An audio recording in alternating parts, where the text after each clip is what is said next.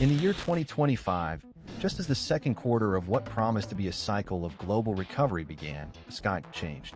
For 3 consecutive days, the skies of the planet lit up with an unprecedented magnificence. Northern and southern auroras began to dance far beyond their polar regions, spreading toward the equator in colors unlike anything ever recorded by satellite, paint, or poem. It was, without question, the most beautiful phenomenon humanity had ever witnessed. A celestial symphony of liquid, pulsating lights, as if the universe had decided, for an instant, to speak to us through color.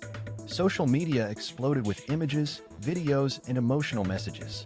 Scientists were baffled and silent, but what seemed like a divine gift was nothing more than a disguised omen. The sun had awakened, not in a poetic sense, but a physical one. A coronal mass ejection of unprecedented proportions, thousands of times more powerful than the Carrington event of 1859, was unleashed directly toward Earth. The solar plasma, loaded with highly energetic particles, crossed space at a velocity that rendered all space defense protocols obsolete. There was no margin for warning, no time to reroute satellites. In less than 12 hours, the first pulse reached Earth's magnetosphere and tore it apart. What followed was a chain collapse. Electrical grids across the planet literally exploded from within, melted transformers, incapacitated power plants, emergency mode reactors with no backup. Geostationary satellites spiraled down like dead fireflies. Telecommunications vanished in a breath. Aircraft in flight went blind. Entire cities went dark. In hospitals, monitors shut off with patients still connected. Stock markets froze forever on their last tick. Humanity, so accustomed to relying on its technology as much as its oxygen, was suddenly thrown back 1,000 years. The digital world collapsed. Supply chains, water control systems, weather satellites, navigation, all vanished beneath the invisible storm of the star that gives us life and now reclaimed its dominion. Thus began, without a single bomb or a declared war, the new dark age.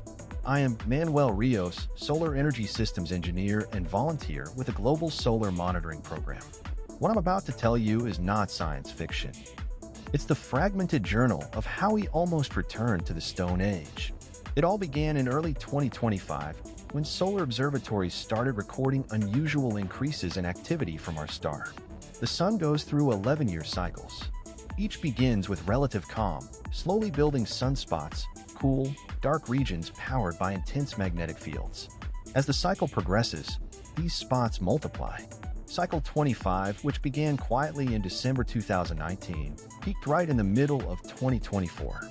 But this time, it wasn't an ordinary peak. It was a warning. The first signs didn't seem alarming. Minor GPS signal disruptions, sporadic failures in weather satellites. Then came the auroras, visible even from tropical cities. Dancing skies in green and violet that brought tears to the eyes of children and elders alike. It was as if the Earth were celebrating or saying goodbye. In low orbit, astronauts aboard the International Space Station were the first to realize. Cut communications. Rising radiation. One of the modules experienced a shielding overload. No one knows if they survived because after that, there was only silence. The first major storm was an X-class flare, a solar explosion of astronomical magnitude.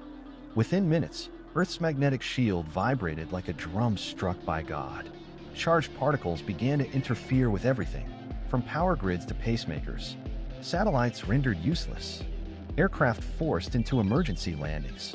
The internet ceased to be a network. It became dust. But that was just the first wave. 72 hours later, a coronal mass ejection, CME, burst from the sun with a violence not seen since 1859. Back then, the so-called Carrington event had destroyed telegraph networks. In 2024, globally interconnected power grids simply collapsed. Hospitals, though equipped with generators, didn't last more than a couple of days without a constant supply. Cold chains collapsed. Essential medication, insulin, antibiotics began to run out. Cities, once symbols of civilization, turned into dark labyrinths ruled by confusion and fear. Without communications, GPS or power, global trade ground to a halt. Card payments, online banking, wire transfers, all vanished. We went back to cash and then to bartering. A liter of water, 3 AA batteries, a bit of rice, a working flashlight, Trains stopped. Planes vanished from the skies. In my city, Santiago, traffic lights shut down en masse and hospitals improvised operating rooms by candlelight and camp lanterns. Fires became frequent and uncontrollable. Automatic systems no longer responded. Ham radio was resurrected as the only viable means of communication. A friend in Canada wrote to me on paper a month later, telling how they survive in isolation using solar power. That same day, I realized we couldn't keep waiting for global reconnection. We had to rebuild from the ground up. After 3 weeks, governments began coordinating emergency networks disconnected from the central power grid. Old hydroelectric turbines were restored, manual transformers repaired. Recovery was uneven. Some regions took days, others months. Africa and parts of Asia, less reliant on digital systems, fared better than Europe or the United States. But something had changed. It wasn't just the infrastructure. It was the idea that the immutable could break. The blind faith that tomorrow would be just like today. That event stripped us bare as a species. We weren't prepared, we had no plan B, and our resilience was more fragile than we imagined. Today, nearly a year later, the world is slowly lighting up again. But we are no longer the same. We hoard batteries as if they were gold. NASA and other agencies now obsessively work on early warning systems.